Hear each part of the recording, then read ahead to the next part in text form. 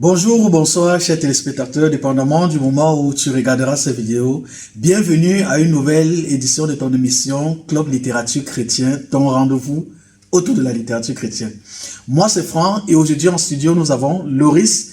Loris, médecin psychiatre en spécialisation, a choisi de nous présenter un livre aujourd'hui que je lui laisserai le soin de vous le présenter. Bonjour déjà, Loris, bienvenue en studio. Merci d'avoir accepté notre invitation. Bonjour Franck. Tu as décidé de présenter un livre à nos auditeurs, à nos téléspectateurs aujourd'hui. De quel livre s'agit-il? Justement, le livre s'intitule Combat spirituel pratique par la prière. L'auteur, c'est le professeur Zacharias Stanifomon.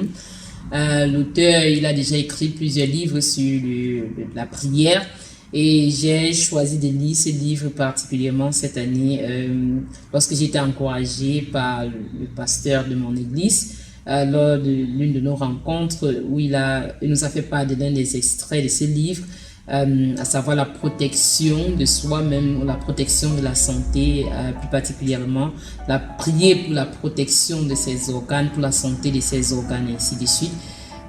D'où j'ai par la suite choisi de lire ce livre. Et donc le déclic vient après avoir écouté quelques extraits qui t'ont juste interpellé et surtout cette recommandation du pasteur qui l'a suivi. Tout à fait. Qu'est-ce que tu peux nous dire par rapport au livre, déjà même par rapport au contenu du livre, l'auteur du livre? Justement, je viens de dire que l'auteur du livre a déjà écrit plusieurs livres sur la prière, mais sans toutefois plus tarder, je vais un peu parler de quelques points qui sont développés dans ce livre, à savoir l'auteur parle ici par exemple du fait de connaître son ennemi et de le combattre. Ceci dit, et puis on parle ici, c'est le combat dans la prière, le combat de façon pratique. Ceci dit, pour combattre ton ennemi, il faut connaître ton ennemi. D'où ce point qui a été développé dans ce livre. Et l'auteur parle aussi du fait de bâtir des haies de protection tout autour de soi, ou tout autour de ce que l'on possède. Ça peut être ta famille ou ton mariage ou un trait positif que tu vois en ton conjoint que tu pries pour protéger ou bien bâtir des haies de protection tout autour au travers de la prière. Et il faut mentionner le fait que l'auteur parle du fait qu'il y a une guerre qui est menée entre le Dieu du ciel et puis le Dieu de ce monde, en d'autres mots, le prince de ce monde qui est généralement appelé le diable. Et il développe aussi ici le point, c'est ce point-là que chaque chrétien commence déjà la vie dans un conflit. Parce que lorsque tu crois, ou lorsque l'on croit, l'on sort du monde du diable qui est le prince de ce monde pour venir dans le monde de Dieu. Ceci dit, le diable est déjà rigé contre le chrétien. Il se trouve dans un combat. Et ça, c'est une chose que le chrétien ne doit pas ignorer. Et sachant cela, le chrétien doit être toujours en alerte et savoir comment mener le combat pour pouvoir protéger son territoire, son environnement. Sinon, le diable, lui, de son côté, il est toujours dans l'offensive. Donc, le chrétien en lui-même doit être toujours en train de mener ce combat contre le diable. Et l'auteur mentionne le fait que ce combat doit être mené pas d'une position de crainte, mais d'une position de victoire. Parce que celui qui vit en le chrétien, il est vainqueur. Le Dieu du ciel, il est vainqueur. Donc combat déjà d'une position de victoire. Ça, c'est l'esprit dans lequel le chrétien doit se lancer à mener des combats spirituels. Une chose aussi à mentionner, c'est que l'auteur fait part du fait que lorsqu'il écrivait ce livre, il avait été très intensivement combattu ou attaqué par le diable. Le diable attaquait sa femme, attaquait ses enfants. Et nul n'était les exercices des conseils donnés dans ce livre qu'il a lui-même mis en pratique. Il n'aurait fini d'écrire ce livre. Donc c'est déjà quelque chose qui m'a aussi beaucoup marqué. Il a juste lu son témoignage. Et à partir de ces points, il conseille à chaque personne qui lit ce livre de commencer d'abord à prier pour se soumettre sous le sang de l'agneau lorsqu'il lit le livre. Parce que le diable, lui, lorsqu'il écrivait même déjà le livre, l'a combattu. Combien de fois toi le lecteur? Donc ça c'est un peu en résumé ce que je peux dire de ces livres. Wow, bénissant. Ça veut dire que en quelque sorte, chacun de nous est au milieu d'une bataille et qu'il le veuille ou non, doit combattre. Que je ne peux juste pas décider d'être neutre. Soit je ne fais rien et je suis juste assommé, si je peux dire comme ça, par le diable et ses attaques, ou je vais à l'offensive et je contre-attaque. C'est un peu ça que je retiens en fait de la présentation du livre. Mais qu'est-ce que toi tu as expérimenté au niveau personnel pendant que tu travaillais, pendant que tu lisais le livre, à partir du contenu du livre? Je vais avouer que auparavant je n'avais pas l'habitude de voir un obstacle quelque part, ou constater quelque chose et puis prier pour bâtir des haies de protection tout autour de ce que je possède, tout autour de ce que j'ai.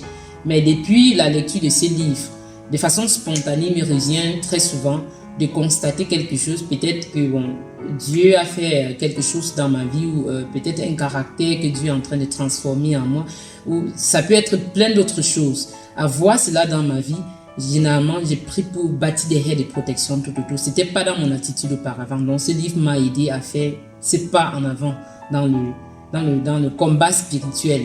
Donc ça, c'est l'une des choses que je peux mentionner sur ce sujet. Donc le fait de protéger d'abord ce que tu possèdes avant d'aller même d'abord à combattre l'ennemi par rapport à plein d'autres choses. Ah ok. Mais il y a une expression qui revient plusieurs fois, là tu l'as mentionné et je me demande, je comprends pas trop. C'est quoi une haie de protection? C'est quoi bâtir une haie de protection? Comment je peux m'imaginer ça? Moi qui écoute là et qui peut-être pourrait être enthousiaste, pourrait vouloir lire le livre. C'est quoi une haie de protection?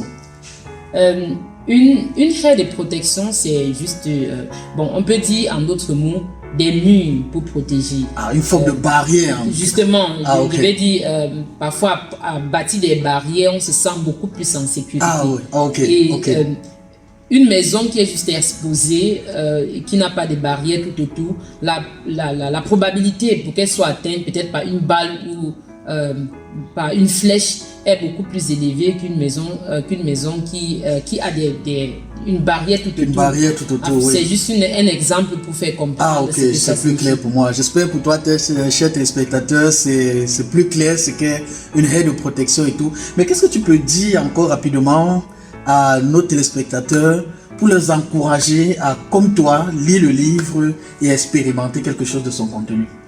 Ce que je peux dire aux chers téléspectateurs, c'est il faut lire ce livre. Dans ce livre, je vais essayer de lire certains extraits pour vous montrer l'importance de la prière, comment l'auteur du livre le développe ici, que ce soit la prière en tant que peut-être en tant que femme, en tant qu'homme, en tant que pour des personnes qui sont déjà chrétiens, qui ont déjà connu Christ et qui sont en train de servir quelque part, peut-être en tant qu'évangéliste ou en tant qu'enseignant. À chaque niveau, on a besoin de la prière. Et lorsque la prière manque quelque part, c'est qu'il y a un déficit qui est très grand. Et aussi l'importance de prier, non seulement seul, mais la prière en masse, le nombre, l'effet du nombre, la puissance qu'apportée par le nombre dans la prière. En fait, il y a beaucoup de choses qui sont mentionnées ici. Et puis, vers qui la prière est dirigée, et ainsi de suite. Là, je pourrais essayer de lire quelques extraits ici pour un peu pour vous encourager à pouvoir vous procurer Oui, merci beaucoup. Peut-être que tu nous lis quelques extraits et on va terminer par là. En écoutant ces extraits-là, espérons que tu seras encouragé comme ça à te procurer une copie de ce livre. Justement, ici à la page 16, l'auteur parle du manque de prière en disant « Les missionnaires qui ne prient pas sont des envoyés du diable. Les évangélistes qui ne prient pas sont des acteurs de l'enfer. Les enseignants qui ne prient pas servent le dessein du diable pendant qu'ils accomplissent leur ministère qui bientôt s'avéreront être leur ministère au lieu d'être son ministère d'être son ministère à travers eux. Le manque de prière est un péché plus grand que l'idolâtrie. Le manque de prière est un péché plus grand que l'adultère ou la fornication.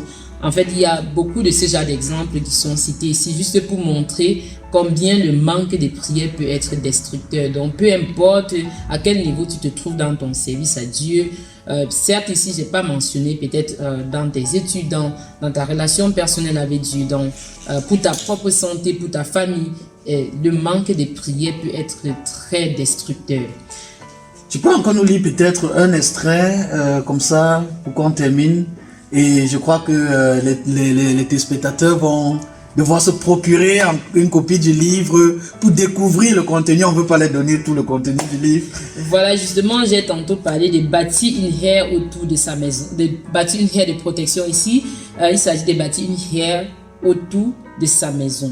Par exemple, l'auteur parle ici de le domaine de force du mari, par exemple. On peut prier pour protéger le domaine de force du mari. Il se pourrait que son point fort soit sa capacité de pardonner à sa femme et à ses enfants. Ça, ce sont des choses qu'on peut très facilement prendre pour acquis si on ne prie pas pour cela. Très rapidement, ce qui était déjà, ce qu'on possédait déjà, on peut le perdre parce que le diable, il est toujours juste là pour chercher à détruire, à dérober.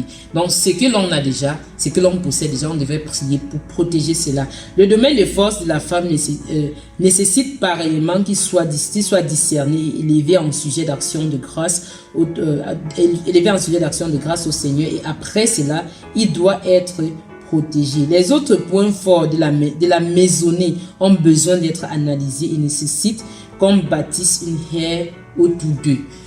Ça, c'est en fait quelques exemples que j'ai eu à énumérer ici pour vous encourager à lire le livre. Dans le livre, le contenu est très immense et très enrichissant, très bénissant. Je ne peux que vous encourager de vous procurer une copie de ce manuel. Merci beaucoup, chers téléspectateurs. Nous sommes comme ça parvenus à la fin de cette édition, de cette semaine. Procure-toi une copie de ce livre, lis-la et sois béni pendant que tu la lis. Tu peux la trouver sur Amazon.